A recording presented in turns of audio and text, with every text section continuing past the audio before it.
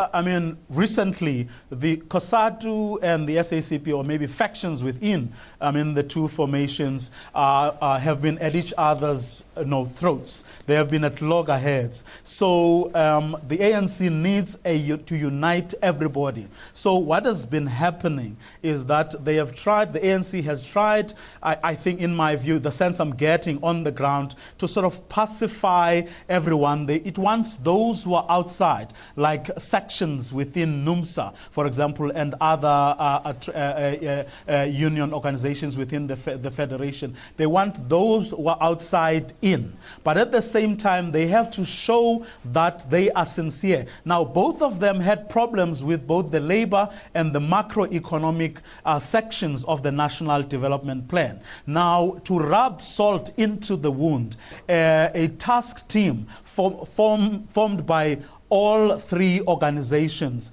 has never met, let alone deal with that sort of situation. So what appears to be what's going to happen now is that the ANC is going to try and say to them, look at the bigger picture. 20 years on, we are in a much better place than we have ever been.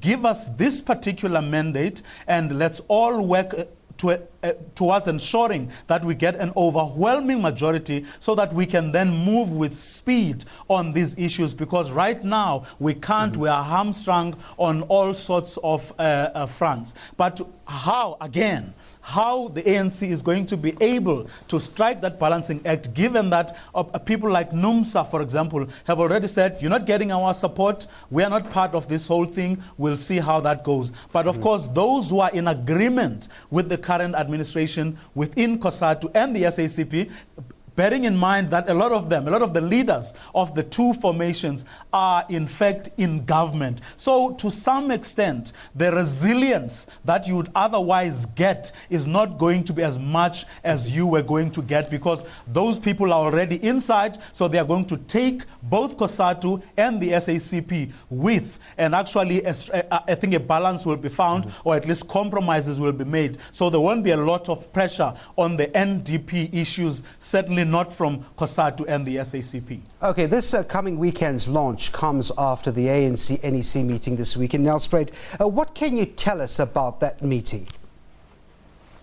Well, again, this meeting, of course, is supposed to have taken place late last year, but didn't because of former President Nelson Mandela's death.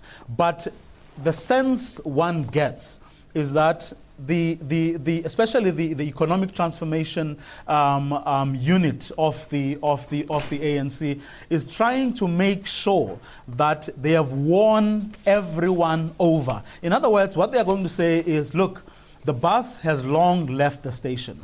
Yes, we have had problems. Yes, we probably, as the ANC, failed you in many respects. But part of the problem was that when we were trying, or when we thought there was an opportunity to actually deal with those problems, that's when COSATU, for example, was having all sorts of problems, the problems of Zwelinzi Mavavi and calling for special congresses and so on. So there was no opportunity to then try and find a common ground. So the message is going to be, guys, we don't have time. We have to go to an election and all hands on deck. Let's do that now and see everything later, and promises will be made and maybe deals struck. But I don't expect any fireworks. I don't expect, in fact, that NEC is full of people from both COSATU and the SACP who would have bought into whatever the majority in the ANC would have decided.